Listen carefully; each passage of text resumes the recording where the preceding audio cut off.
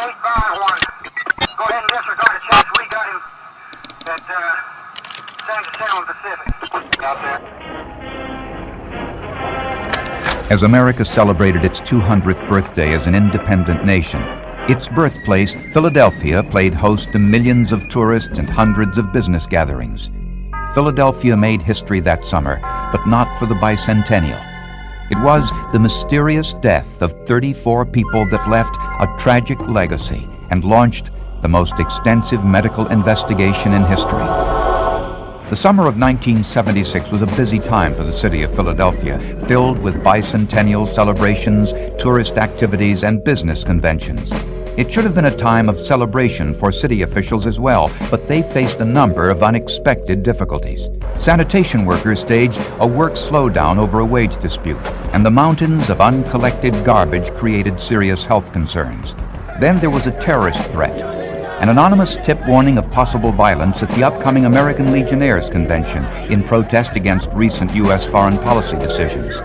That convention was to be headquartered here at the Bellevue Stratford Hotel, one of Philadelphia's finest, and it was having some of its own problems. Hello, I received a service call. I'm here to check the air conditioner. Sure, come on in. The hotel's air conditioning system was malfunctioning, and repairmen were doing all they could to get it up and running before the convention. Hotel security was also working to make sure that prostitutes were kept away from the hotel during the busy summer season. On July 21st, 4,500 Legionnaires from around the state of Pennsylvania arrived in Philadelphia for their annual get-together. It was a time for business and to renew old friendships.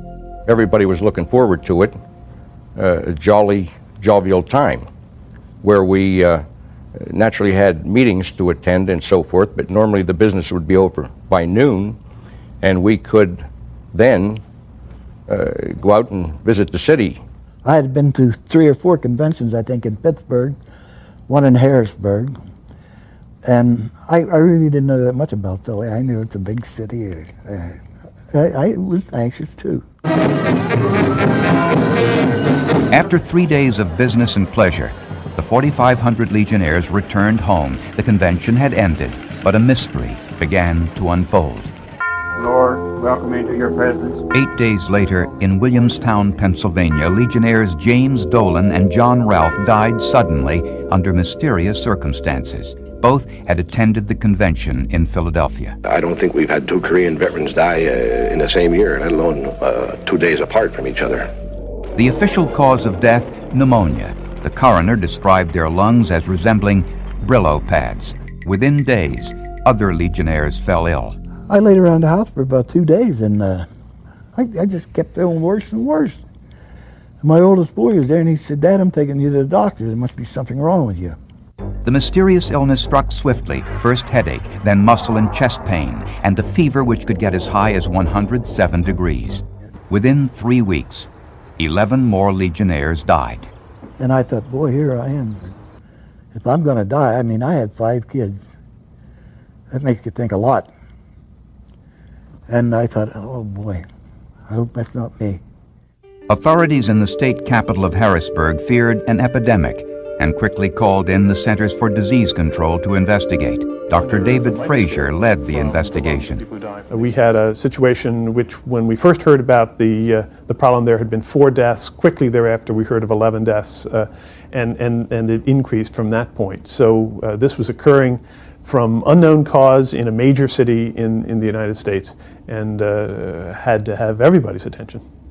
Frazier's first task, to find out why some Legionnaires were getting sick and others weren't.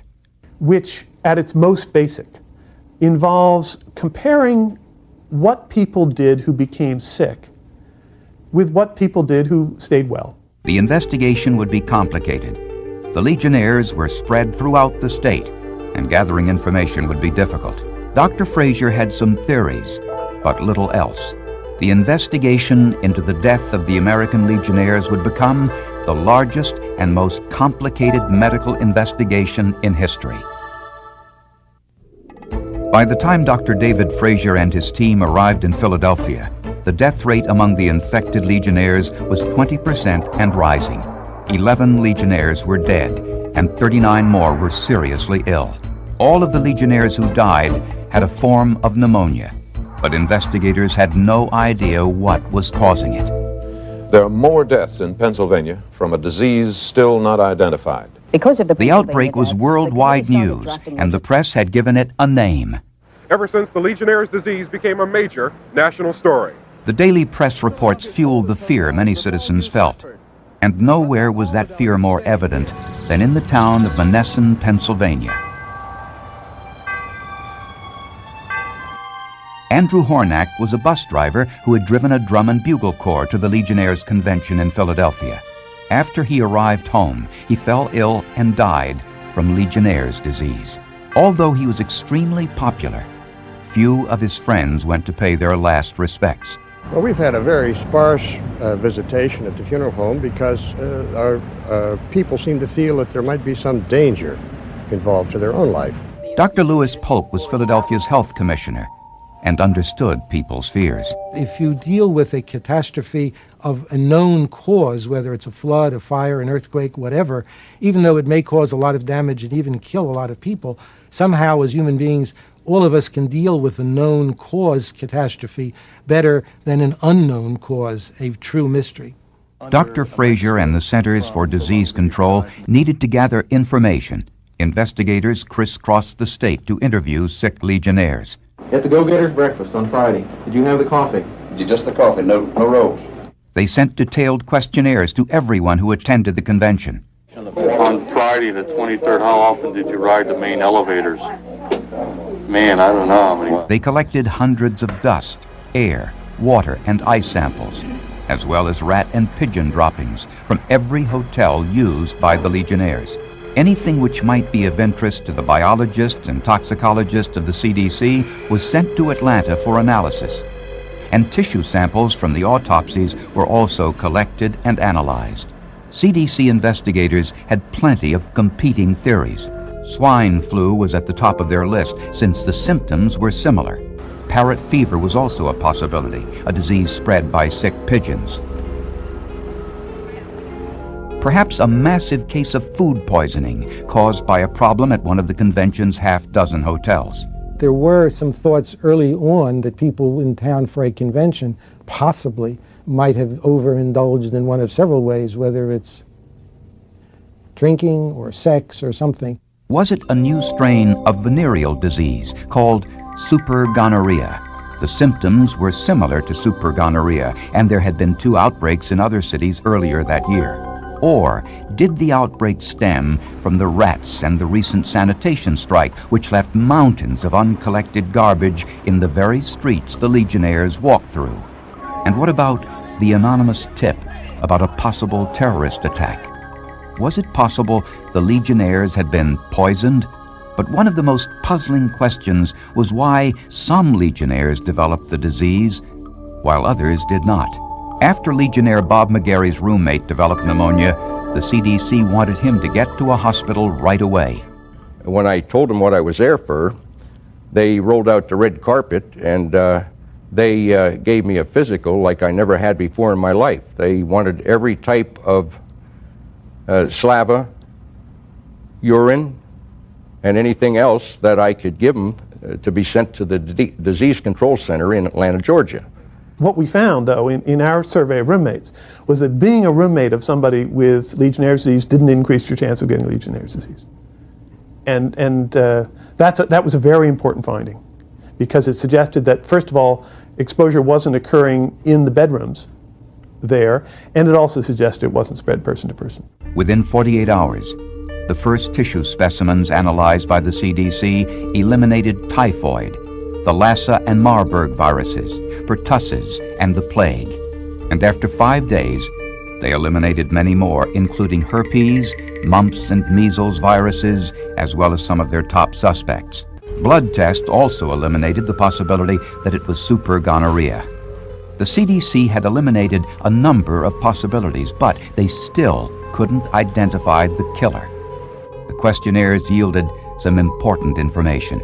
Among the various hotels we surveyed, the highest rate of illness that looked like Legionnaire's disease was among people who were registered at the Bellevue Stratford Hotel, and specifically in the week of the American Legion Convention. However, there were some victims of Legionnaire's disease who weren't Legionnaires at all, hadn't attended their convention, and never set foot inside the Bellevue Stratford Hotel.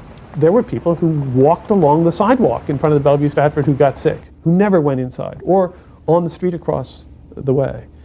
Indeed, we found that the more time people spent on the sidewalk in front of the Bellevue Stratford, the more likely they were to get sick. But for some unknown reason, none of the employees of the Bellevue Stratford Hotel contracted the disease. What were the common factors among those who did?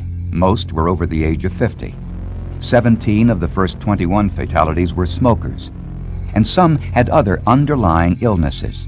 When Frazier reviewed the Bellevue Stratford's employees, he discovered that on average, they were 10 years younger and healthier than those who got sick. By now, 27 were dead. The death toll was mounting, and Frazier still had no idea what was killing these people or how it was being spread. Dr. Frazier and his team were convinced the outbreak of Legionnaire's disease had something to do with the Bellevue Stratford Hotel, but they hadn't found the connection. It's just amazing. I just can't figure it out. Why some would get sick and others did not? Right. Because, as I said, I slept in the same room with the two fellows that are dead. Frazier believed that the agent or cause of the disease came from somewhere near the Bellevue Stratford Hotel. And since individuals on the street had also developed the disease, that told him something else. We had some evidence that it was not waterborne or foodborne. And so we were developing the idea that this might be an airborne infection, but we had some additional questions to answer about that. But if the agent was inside the hotel, Frazier's medical detectives couldn't find it. And since the outbreak was slowing down, he believed the cause might now be gone. His only hope was that the scientists in the lab could find it. At the University of Connecticut, Dr. William Sunderman received an anonymous letter saying that the Legionnaires were intentionally poisoned while in Philadelphia. Sunderman turned the letter over to the FBI, but Sunderman was an expert on nickel carbonyl, a clear, odorless liquid, easily transformed into a lethal gas. He did a little of his own research. Nickel could spread through the air, that it certainly could cause pneumonia, that it caused a particular pattern of pneumonia that was not so different from what we were seeing in the Legionnaires' cases as to be obviously excludable. Tests on liver samples revealed that nickel was present in those who died. Dr. William Sunderman, the chief toxicologist doing the research work at the University of Connecticut, has pretty well established that it was nickel carbonyl. But Dr. Sunderman's discovery was not the breakthrough. After days of testing, researchers suspected that nickel was peeling off of the scalpels used during the autopsies.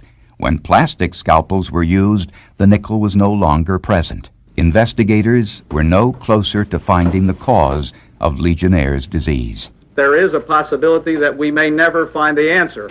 However, I will pledge, and I'm sure Dr. Sensor would, that this effort and investigation will continue if it takes a year or 2 years to continue the investigation to get to the bottom of it.